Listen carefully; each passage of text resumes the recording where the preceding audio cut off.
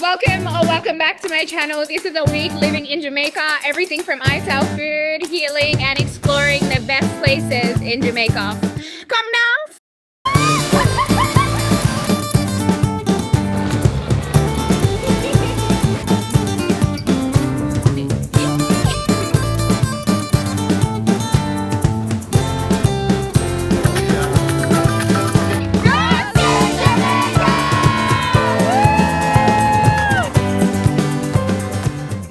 Also, it is Guinness season. Hold on.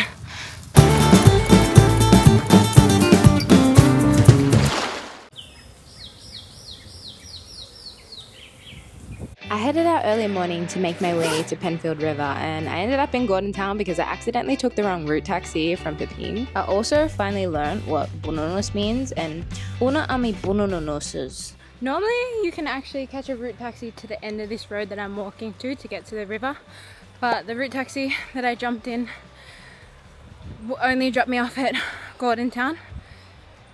And at first I was a bit mad about it, but I'm not too mad about it because it's only like a 30-minute hike up and it's a really nice walk. The only issue is that I'm wearing my slippers, so it would have been more comfortable if I had worn runners.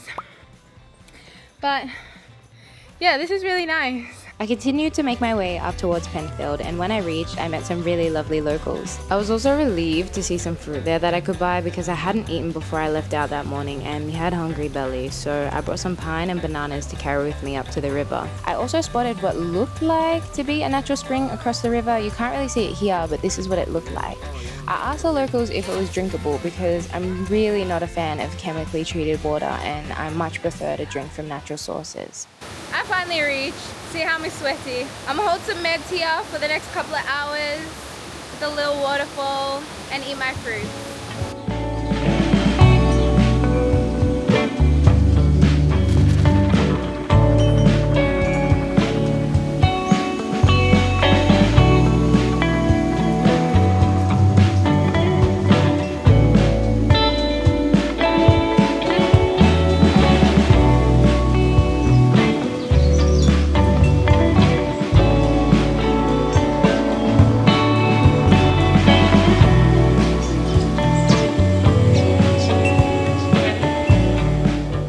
One of the locals that were there took me to the top of the small waterfall and said that you could go down it like a slide, and honestly I thought that'd be fun. And it was fun, but it was a little scary too. Later on I thought it'd be a good idea to fly up my drone, but it turns out it wasn't such a good idea because then this happened.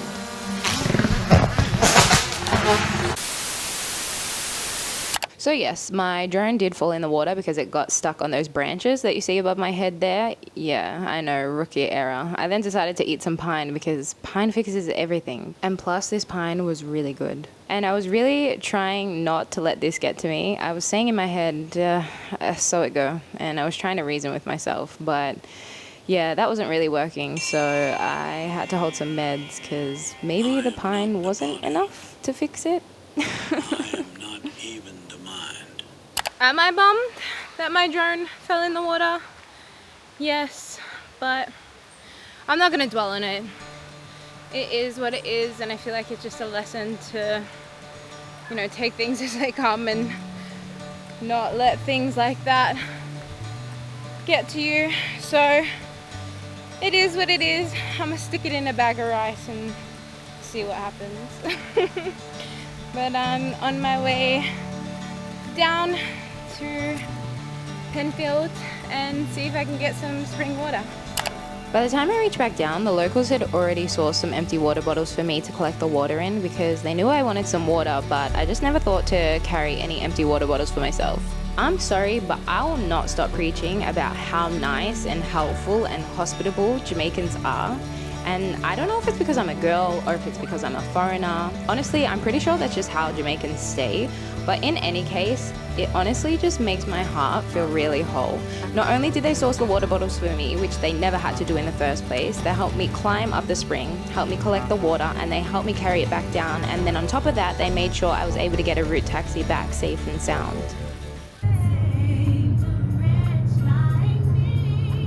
Today, I wanted to spend the day in downtown Kingston, so I took a route taxi from downtown to Vineyard Town to get to one of my favorite food spots, 7 Basiks. Their food is completely vegan, and they sell regular food, sip, and yatties, which is what I really came for.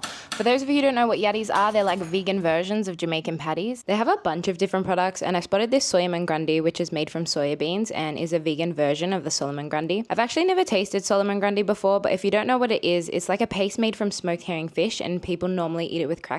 I ended up buying it and I'm obsessed with it. It doesn't have a smoky flavor, but it's very spicy and has a nice umami flavor. They also had a bunch of different juices and these vegan ice creams. Then I found this cheesecake, which looked really good, but I just couldn't justify spending $1,500 on a slice of cheesecake. The yatties, however, are much cheaper.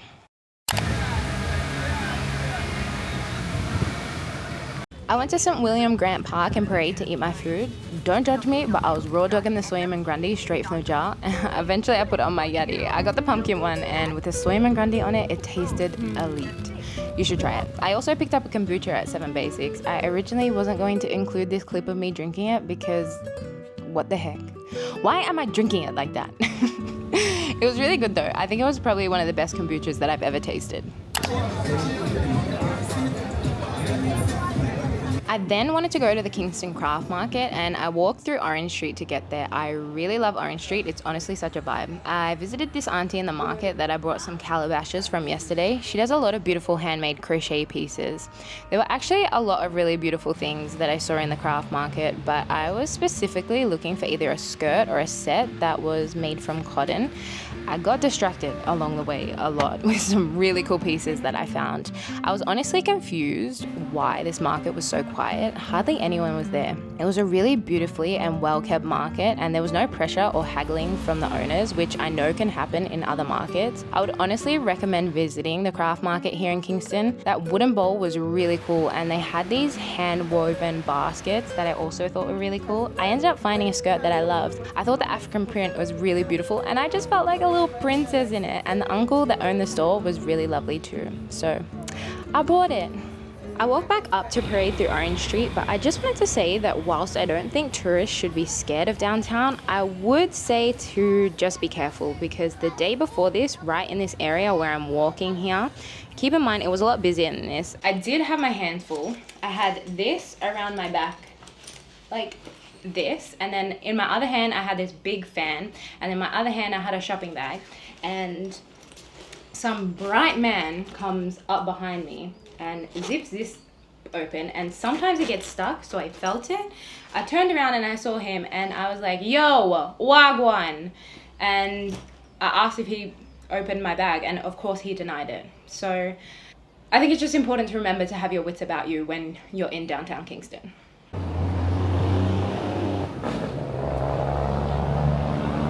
On Thursday afternoon, I headed down to Freedom Skate Park in Bull Bay because my beautiful friend Doree invited me to join in for season 6 of Girls Skate Jamaica.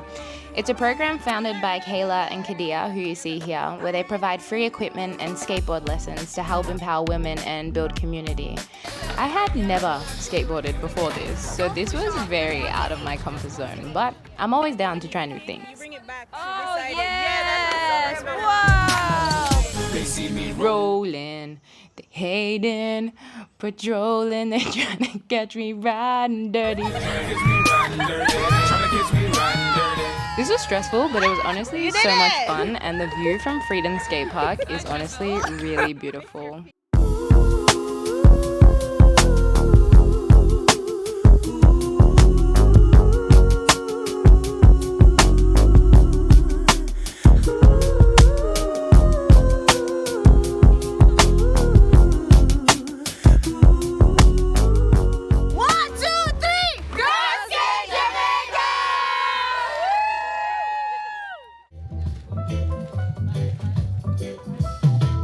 On Saturday morning, I headed down to Hope Gardens to visit the Ujima Natural Farmers Market that keeps every Saturday morning from 9 to 3 p.m. Everything here is pesticide-free and organic, and although not everything is quote-unquote certified organic, all the farmers here do follow that standard. I was actually so relieved to know that this market was here in Kingston because I love being in Kingston, but the one thing that was stressing me out was thinking I wouldn't be able to access produce that hadn't been grown using pesticides. So to have this here in Kingston is honestly such a blessing. There were all sorts of different products here here like homemade natural medicinal creams, goat milk and cheeses, naturally infused honeys.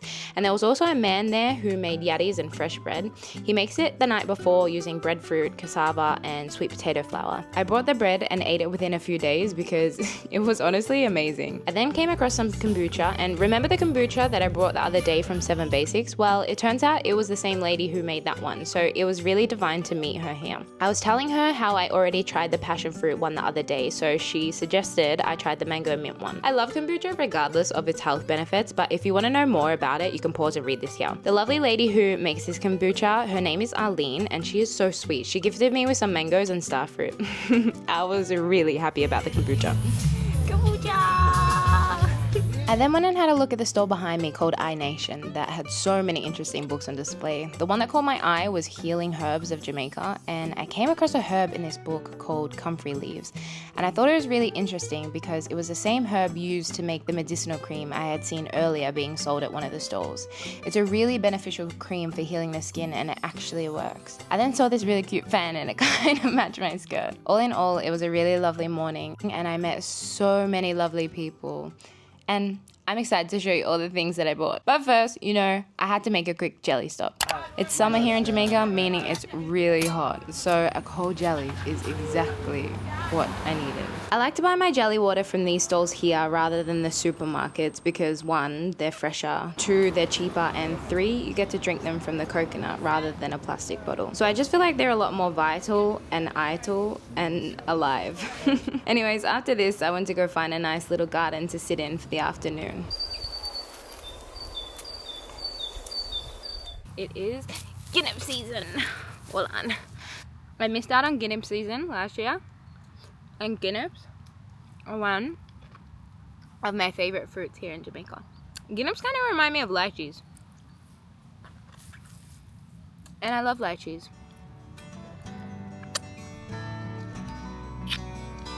Welcome to my little food haul. As you know, I picked up the bread and the yatty. I also got some sarsaparilla from Arlene and some callaloo for 300 Jamaicans.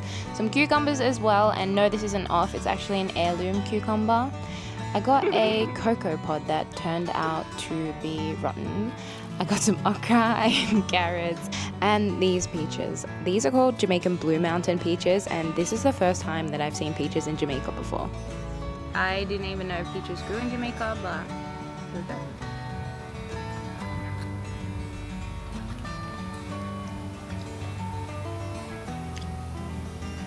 Interesting. It tastes like a regular peach with a slight sourness. Yeah, with a slight sourness and a tiny bit of bitterness. But I like it. So you would have seen I got my kombucha and the mango and star fruit that Arlene had gifted me. I then wanted to try the yatty that I picked up at the market. I got the lentil one and I was a bit underwhelmed first bite, but I think that's because I just bit into pure pastry. Very bready. I'm pretty sure they must use turmeric to get it this color because I can taste the turmeric, which is good because that means they're not using any artificial colors. It's good. To be honest, I prefer the ones at 7 Basiks that I had yesterday, but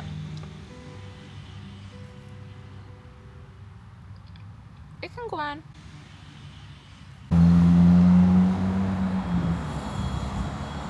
On Sunday, I came to a fully raw, fully vegan food spot in Marketplace called Me Hungry.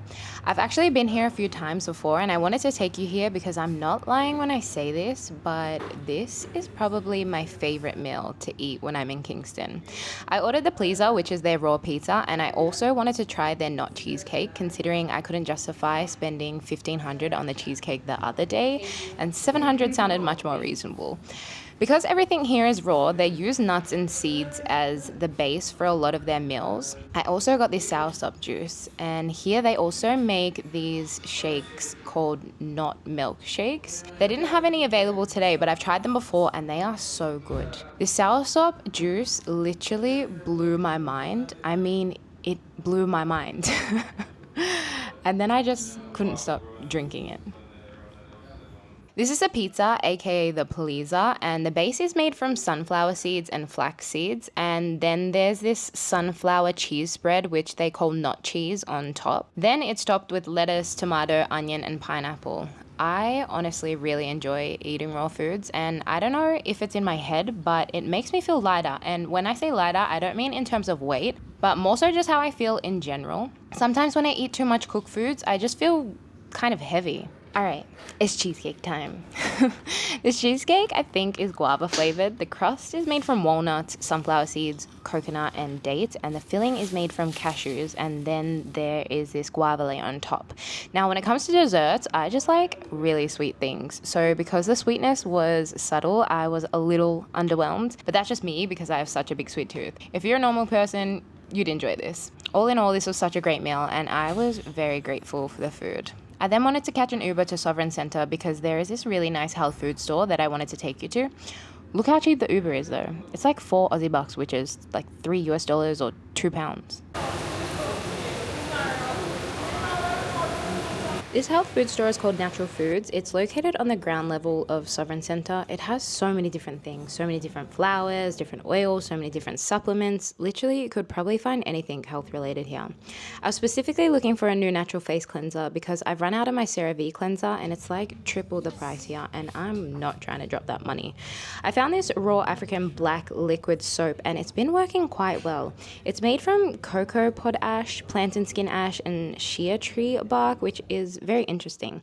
I also picked up some coconut milk powder because I don't currently have a blender in Kingston, and some slippery elm powder for general gut health. Being here in Kingston has been really healing, and I feel like I've gotten a bit of my spark back. I don't know if you had a chance to watch my last video, but it was removed by YouTube after 2 days of being uploaded. Not gonna lie, I was a bit upset. It touched on the struggles that I'd been going through whilst being here in Jamaica, and I guess because I spoke about some pretty personal things, society and YouTube consider that to be taboo, so it was flagged and removed. I've since re-edited the video and removed a few parts to prevent it from being flagged again, but I think that video serves as a really important reminder that life is full of highs and lows. And yes, whilst this video has been full of highs, I think it's important to remember that this is not a real and true reflection of my whole entire life. If you had a chance to watch that previous video, then you'll probably understand what I'm talking about, but if you haven't, then I'm gonna play it for you now.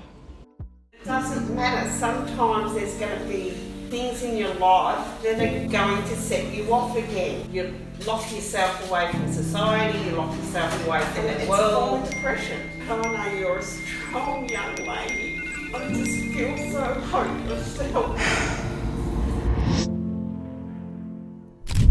Where have I been? And what have I been up to? Well, after my last video, you're probably expecting to hear me say something along the lines of, I've been living my best life here in Jamaica, swimming in rivers, drenching myself under waterfalls, or sipping a jelly by the beach. Well, to be honest with you, it's gone more so along the lines of, I've been comfort eating in the underground car park of my local supermarket. And on most days, I've been in bed doom scrolling on Instagram or watching Netflix the whole day with no motivation to move. I feel lost, I feel stressed, and ultimately, I feel terrified because I'm scared of failing. And all of that pressure I've been putting on myself has led to, well, an epic month of self-destruction. This past month, I've been leaning on vices in an attempt to temporarily numb myself from all of these uncomfortable feelings, comforting myself in the most familiar ways that I know how, trying everything I can to just distract myself from, well, my own self. This has been something that I've struggled with for a really long time, and I honestly thought about hiding all of this from everyone because I consider these parts of myself to be shameful and honestly, well, just plain embarrassing. So why am I now putting this out there for the world to see? Well, truthfully, I just don't want to be someone who sells a false narrative of their life online. Someone who only shows a highlight reel of their life, because that's not real life. And I know what it feels like to be on the other side of that, to look at someone else's life online someone who seems to have it all figured out and compare your life to that. Well, I just wanted to let you know that I don't have any of this figured out. That I am not perfect and I have so many flaws, and there are things that I struggle with and battle with. At the end of the day, I'm just trying my best, and I think we're all just trying our best. And sometimes for me, that means that I fall back onto vices and unhealthy coping mechanisms. So let me take you back 2 months ago when I was in the grill. Now, I don't know if any of this is gonna make sense or if you're just gonna look at me and be like, Jess, what the hell? So essentially, I was on a really good roll of eating natural and eating clean, avoiding processed and inflammatory foods, and I felt really good. I hadn't indulged in processed foods and I hadn't had any meat, dairy, eggs, or fish for a while. And yeah, I felt really good, and essentially I was eating very ital. On this particular morning when I was in the grill, I was in search of some ital porridge. I was craving some porridge, and I had driven past what seemed like to be an ital restaurant. It branded itself as an ital restaurant, with the owner even saying he had been vegan for 25 years. I was so excited to eat this porridge, and I had my first bite and it tasted so good, but then this happened. I think there's milk in this.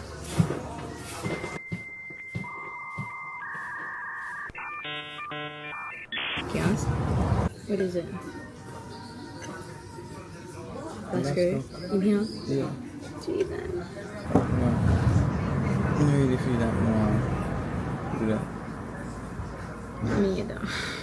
We thought it was like a vegan.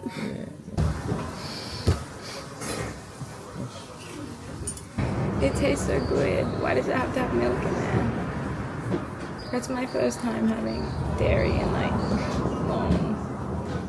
I feel kind of bad. No. I don't feel about that around. And let's go. It's supposed to be iPad. So I kind of spiraled downhill from here, and it might not make sense how one small accidental slip up could throw me off of my rhythm, but it did. So yeah, the food that I then started to crave and reach for slowly became more processed, more sugary, more addictive, and in conjunction with me having just moved to Jamaica, feeling a little lost over these past few months and being so far from my support system, I reached a point of self-destruction where I just leant on my old vices and used food as my coping mechanism. Alright, BRB, I feel like talking to you up in this avocado tree. And yes, I did climb this tree just to come back down and grab my camera, but I just wanted to show you guys me climbing the tree. Hee hee. And then I accidentally killed a bug. Oh, sorry! And poked some avocados. Alright, I made it. So now what? Well, I realized a few things during this phase of self-destruction. I realized that a lot of the internal noise that I have within myself and a lot of these addictive patterns that I keep falling back into have been designed that way. They've been designed to be addictive. Because when you think about it, I mean, when you really think about it, the food industry, the pharmaceutical industry, the cosmetics industry, the medical industry, all of these industries worth trillions of dollars, capitalize from us by keeping us in this state of addiction. They benefit from keeping us in this state of self-loathing, and they benefit by keeping us in this state of excess consumption. So all of this internal noise that I have within myself, the one that tells me I'm worthless, the one that tells me I'm ugly, the one that tells me I can't do this, the one that then tells me to eat and numb all of those feelings, none of that is actually coming from me, from my truest self. It is all instilled into us by society to get us to continue to keep being good little consumers so they can profit from us. After realizing all of this, after realizing that all of this is literally connected and this is all a strategy to keep us consuming and to prevent us from reaching our fullest potential, I realized that I cannot give up. I cannot let them win. I'm not gonna lie, over the past month, past few months, I've had thoughts of going home, that I can't do this, that this is too hard, that I should just go back home and seek comfort. But I realize that that's not going to solve anything. That's not going to solve any of my problems. And I genuinely want to give this a really good go. So I've tried really hard to pull myself back out of this rut, and I've started exercising, started focusing on what I've been putting into my body. And you want to know what the first thing that I had to do was? I had to go back and right the porridge wrongs. I had to make porridge that was free from any lasco. Roll the clip. Okay, so I thought I might just explain exactly what Lasco is for people who might not know. So it's a soy-based sweet milk beverage, and I always assumed it was a milk-based drink, but it's essentially a milk replacement. And even though it says it's soy-based, there's still milk in it. And a lot of people, especially a lot of children, drink it here in Jamaica. It's similar to those Nesquik powders that come in different flavors like chocolate, strawberry, and vanilla. It's loaded with sugar, palm oil, and artificial flavors, which are all very inflammatory to the body. So I made this porridge using fresh coconut milk, which is always my preferred choice of milk, and I use ripe plantain as a sweetener instead of using sugar. And yes, this is me eating plantain raw. If you've been following me for time now, you'll know that this is just standard practice. And does anyone else use cinnamon by the truckload, or is it just me? I feel like too much is never enough.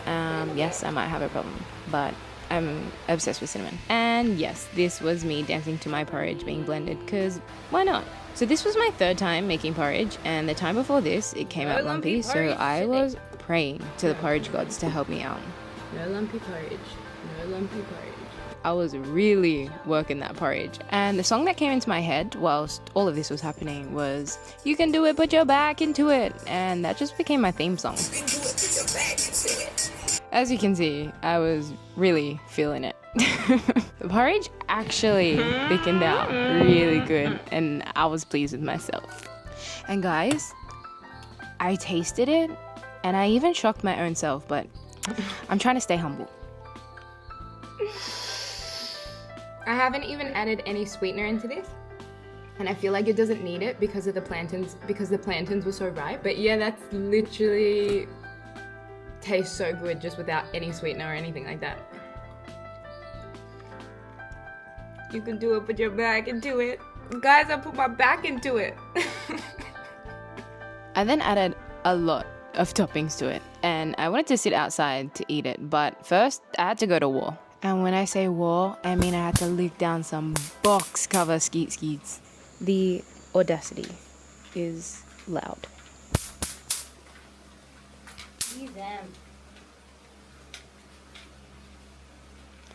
Yes, those are my biggest ops here in Jamaica. But look how cute the bowl looks. So I topped it with some natural honey that Lyndon had gifted me. Lyndon actually has his own apiary where he keeps bees and harvests honey.